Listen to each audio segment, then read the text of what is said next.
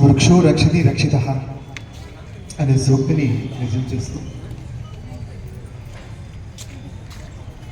మొక్కలను పెంచేటువంటి వసతిని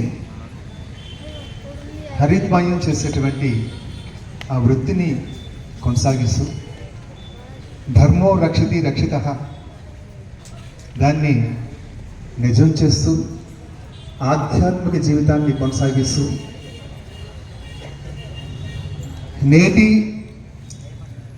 నిన్నటి మన ఘన వారసత్వాన్ని రేపటికి అందించేటువంటి మహాయజ్ఞంలో చిన్నారులను తయారు చేస్తూ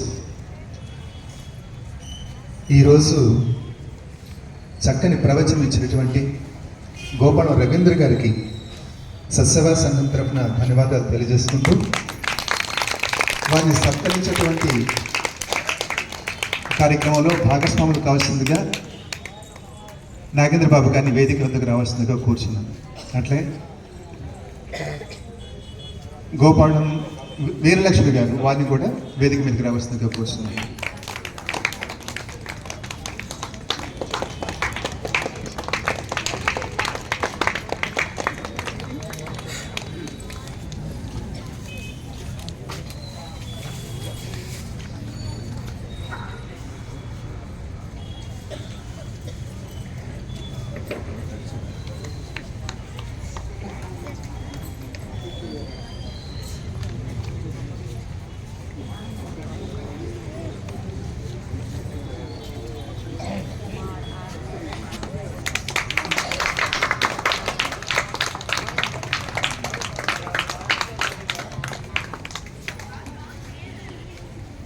జీవి గారు ఉన్నట్టుగానే ఆయన అగ్రికల్చర్ బిఎస్సి చదివిన తర్వాత వృక్షశాస్త్రంలోని ప్రతి ఇంటికి ఒక మొక్క అని ఇవాళ మనం చెప్పింది 30 ఏళ్ల క్రితమే బాపట్లో ఒక ఉద్యమం లాగా తీసుకొచ్చి ప్రతి ఆఫీస్ ముందు ఒక మొక్కను పెట్టి దాన్ని ముందుకు తీసుకొచ్చిన రవీంద్ర గారు నేను బాపట్లకు ఒక 5-6 నర్సరీలు తీసుకొచ్చుకొని ప్రతి ఇంట్లో ఏ మొక్క కావాలో అది పెట్టి తీసుకోండి. మొక్కకి ఎంత విలువ ఉందో మనిషి హృదయానికి అంత విలువ ఉండాలి. ఆ విలువ పరమాత్మని ఆ హృదయంలో మీరు నిలుపుకోవాలనే ఉద్దేశంతోనే మనకి ఈనాడు కృష్ణావతారం గురించి ఆ కృష్ణుడి యొక్క గొప్పతనం గురించి మనకు తెలియజేశారు. అర్జునుడికి కృష్ణుడికి సంభాషణ. నిజంగా ఇప్పుడు గోపాలం రవీంద్ర బాబు గారు కృష్ణుడు అవుతే వీళ్ళందరూ అర్జునులాగా ఉండి పక్కన సమన్వయం చేసుకుంటూ చక్కటి కార్యక్రమం చేశారు. నిజంగా విద్యార్థులకి ఆశీస్సులిస్తూ మా అన్నగారికి అభినందన తెలియజేసుకుంటూ ఇంకా అభివృద్ధి చేస్తూ రాబోయే కాలంలో మా సత్సంగానికి హరికథ భరకథ రూపంలో కూడా వినిపించాలి పిల్లల ద్వారా నేను కోరుకుంటూ ఇప్పుడు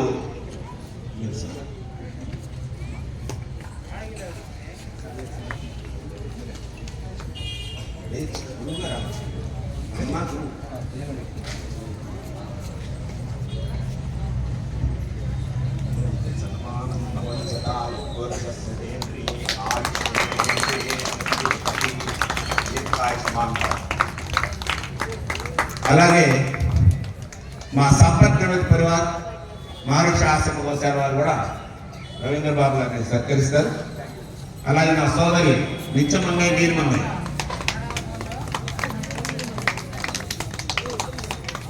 మాది గోశాల కనుక గోశాల మీకు ఇంకా బలం చేకూర్చాలని హనుమాన్ చాలీస మీరు హనుమాన్ చాలీస అది మా తరఫున మహర్షి ఆశ్రమం తరఫున మా చెల్లమ్మ ఇస్తుంది. వాటిని కూడా స్వీకరించవలసిన కోరుతున్నాం.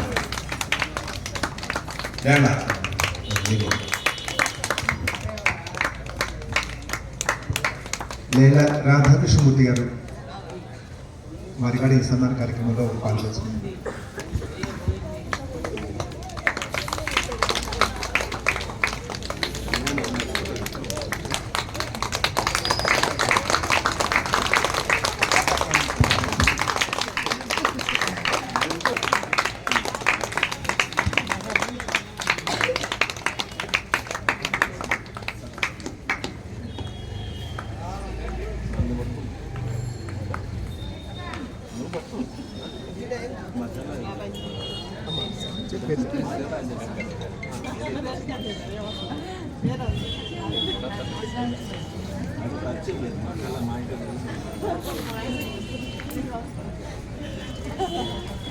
శ్రీనివాసరావు రేణుకాదేవి దంపతులు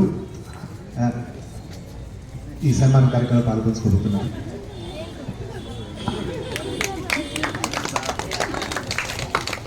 నీలిమణి కూడా 2 నిమిషాలు బయలుదేరడం జరుగుతుంది.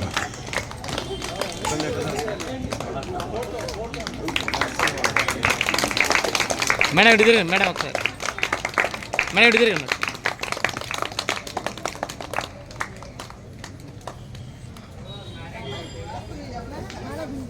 వాసవి వాసవి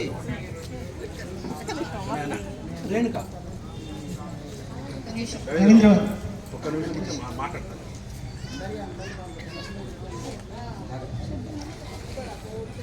ప్రకృతి బాగుండాలంటే వృక్షాలు మొక్కలు పెంచాలి. ఆ వృక్షాలు మొక్కలు పెంచడంలో కాకుండా రేపటి తరం బాగుపడాలంటే మీ అందరు నాటి మెరికల్ నాటి వాళ్ళని తయారు చేస్తున్నారు సారా. మీరేమంటారు మరి? ఏమని పిలుస్తారు? రవీంద్రబాబు గారిని సార్ అనిపిస్తారా? సార్ అనేది మా పదమా? గురువు గారు అనాలి. ఎప్పటి నుంచి మీరు వైదిక విద్య నేర్చుకుంటున్నారు కదా, భగవద్గీత నేర్చుకుంటారు. గురువు గారు అనండి, లేదా అయ్యగారు అనొచ్చు. గురువు గారు అంటే ఒప్పుకోరు సార్, అయ్యగారు అంటాం. అయ్యగారు అనొచ్చు. సార్ అంటే అయ్యగారే కదా. ఖచ్చితంగా ఇక నుంచి అయ్యగారు అని పిలిచి నేర్చుకోండి, మీకు మంచి భవిష్యత్తు ఉంది. తెలుసా, మనం ఇంత బాగా చదివితే మీకు మార్కులు బాగా వస్తున్నాయి కదా. మార్కులే కాదు, మనం జీవితంలో కూడా పైకి వెళ్తాం. సరేనా? చక్కగా నేర్చుకోండి, శ్రద్ధగా నేర్చుకోండి. శుభం.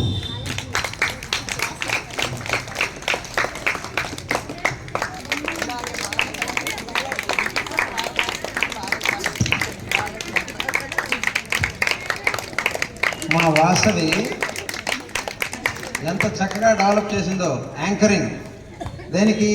భగవంతుడికి, భగవద్గీతకి, పసిబిడ్డలకి, ఈ రెండింటి మధ్య కోఆర్డినేట్ చేస్తూ.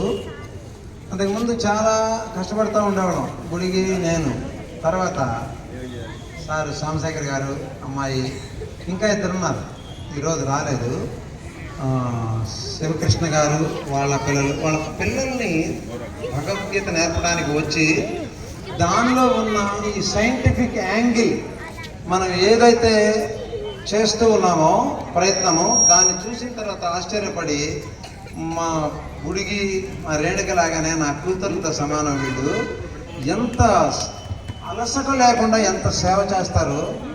తర్వాత పిల్లలకు కూడా, వాళ్ళ పిల్లలకి ఈ నాట్యము ఇలాంటివి కూడా నేర్పుతా ఉన్నారు. అవి కూడా ఒక ప్రోగ్రాం ఉన్నది. తర్వాత మేము చెప్పేది ఏంటంటే, భగవద్గీతలో అంతరార్థంగా ఉన్నటువంటి శక్తిని మనం పట్టుకోవాలి.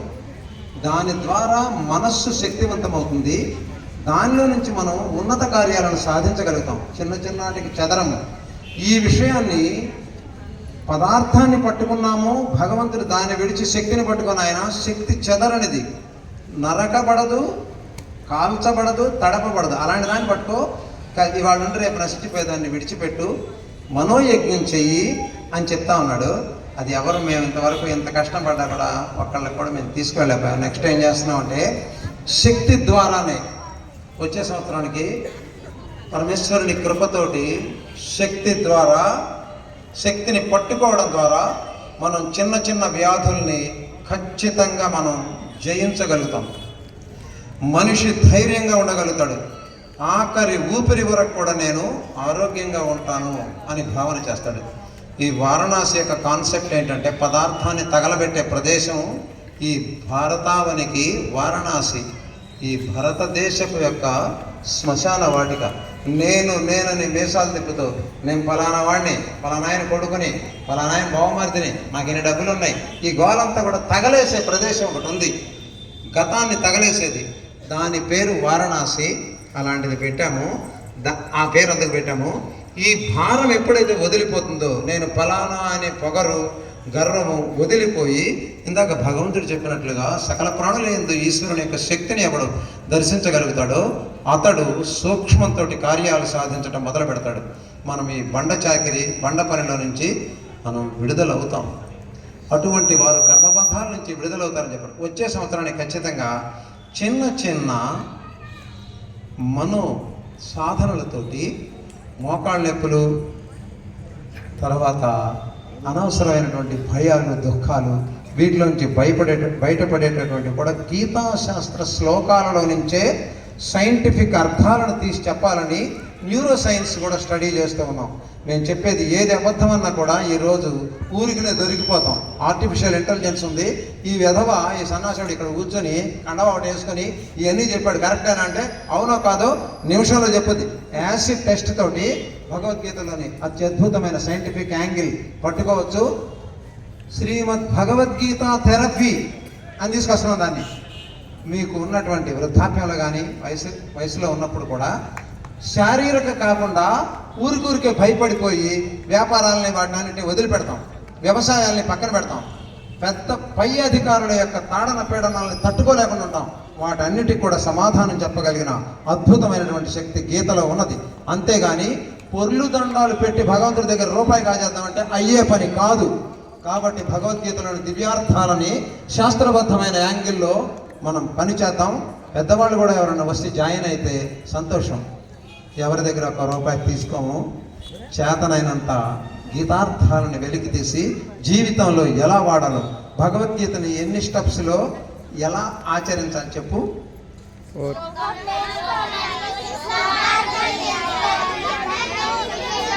శ్లోకం నోటికి రావాలి. ఎందుకంటే శ్లోకార్థాలు వంకరగా రాస్తారు భాష్యకారులు, శ్లోకాన్ని మార్చలేరు. కాబట్టి శ్లోకాన్ని పట్టుకోవాలి, శ్లోకార్థం నీకు తెలియాలి, దాన్ని జీవితంలో వాడాలి. ఈ ప్రపంచంలో మనిషికి ఆర్థికంగా అనేక విధాలుగా తేడాలు ఏంటి అని అంటే శ్రద్ధ లేకపోవడం. శ్రద్ధ అంటే ఏంటి?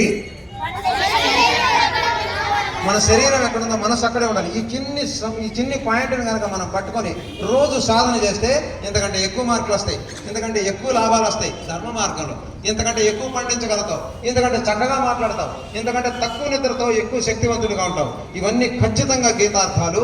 వాటిని పట్టుకోవడానికి ఈ శ్రమ మొత్తం కూడా కృష్ణ అర్పణం. ముఖ్య గమనిక, మనం 15 రోజులు పూర్తి చేసుకున్నాం. ఇంకా 15 రోజుల్లో గోధుమ యొక్క కళ్యాణం వైభవపేతంగా చేస్తాం.